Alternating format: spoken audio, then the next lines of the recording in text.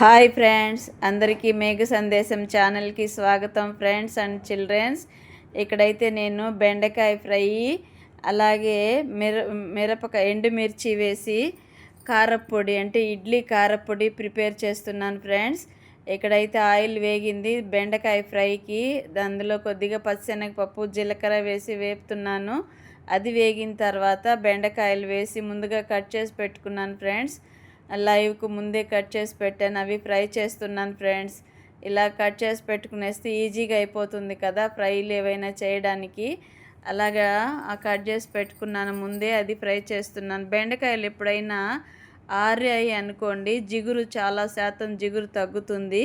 Cut చేసి ముందే పెట్టామనుకోండి, అందులో ఎండలు ఎక్కువ ఉన్నాయి కదా, వేడికి ఆ సెగలకి చాలా వరకు జిగురు అనేది పోతుంది. ఇక్కడైతే పసుపు కొద్దిగా సాల్ట్ వేస్తున్నాను. ఇవన్నీ వేగుతూ ఉండగానే మనము ఎండుమిర్చి కారం పొడి ప్రిపేర్ చేద్దాము. ఎండుమిర్చీలు ముందే విడిపించి పెట్టాను కాడలన్నీ, కొద్దిగా ఆయిల్ వేసి అవన్నీ వేపుతున్నాను ఫ్రెండ్స్.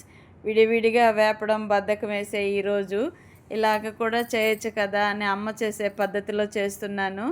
ఎండుమిర్చి వేగిన తర్వాత ధనియాలు ఒక 2 స్పూన్లు 3 స్పూన్లు ధనియాలు వేసాను ఫ్రెండ్స్.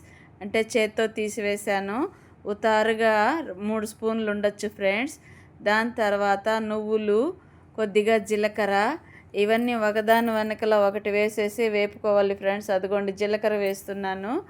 జీలకర్ర వేగుతూ ఉండగానే ధనియాలు, అలాగే కొంచెం దూరగా వేగిన తర్వాత దింపుకునేసి పక్కకు పెట్టేసుకొని ప్లేట్లోకి తీసుకోవాలి. దాని తర్వాత నువ్వులు కూడా వేసాను చూడండి ఫ్రెండ్స్. ఇలాగ అన్నీ కూడా వేపుకున్నాం అనుకోండి, నువ్వులు పప్పులతో కూడా వేయచ్చు, అంటే పప్పు వేపేటప్పుడు కూడా వేయచ్చు ఫ్రెండ్స్. పప్పు మిక్స్ చేసుకోవాలి కదా ఇందులో, లేదంటే అస్సలు తినలేం ఫ్రెండ్స్. కారము మినప్పప్పు పచ్చిశనగపప్పు మాత్రమే వేద్దాం అనుకుంటున్నాను. ఇంక వేరే పెసరపప్పు వేసుకోవచ్చు, కందిపప్పు వేసుకోవచ్చు, పప్పు దినుసులు ఏవైనా వేసుకోవచ్చు. చాలా టేస్ట్గా కూడా ఉంటుంది. ఈసారి అయితే ఈ 2 రకాల పప్పులే వేపుతున్నాను. ఇదిగోండి 2 పిడికిళ్ళు పచ్చిశనగపప్పు ఉంటుంది, 1 పిడికెడు మినప్పప్పు ఉంటుంది. ఇలా నేను ఉతారుగా చెప్తున్నాను. అవి 2 వేగుతూ ఉండగానే కరివేపాకు, పచ్చి కరివేపాకు కొంచెం వాడినట్టుంది, అదే వేసేసాను ఫ్రెండ్స్. ఇది అన్నీ కలిపి వేపుతూ ఉన్నప్పుడే క్రిస్పీగా అయిపోతాయి. అయితే ఏదైనా పొడులు మిక్సీ పట్టుకునేటప్పుడు బాగా చల్లార్చాలి ఫ్రెండ్స్, లేదంటే ఉండలుగా అయిపోతుంది. త్వరగా మిక్సీ కూడా పాడవుతుంది. ఏదైనా మనం ఉపయోగించుకునే పద్ధతిలోనే ఉంటాయి కదా అన్నీ. ఇక్కడైతే బెండకాయ ఫ్రై కూడా రెడీ అయిపోయింది. ఇందులో కొద్దిగా కారము, అలాగే వేరుశెనగకాయల పొడి వేస్తున్నాను. వేరుశెనగకాయల పొడిలో మొన్న కాకరకాయకి మిక్స్ చేసినప్పుడు కొంచెం మిగిలింది ఫ్రెండ్స్.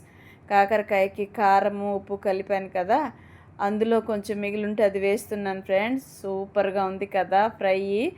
అందరూ నా పిల్లలు చెప్తున్నారు, అమ్మ మీ కూరలు టేస్ట్ చేయాలి ఒకసారి అని.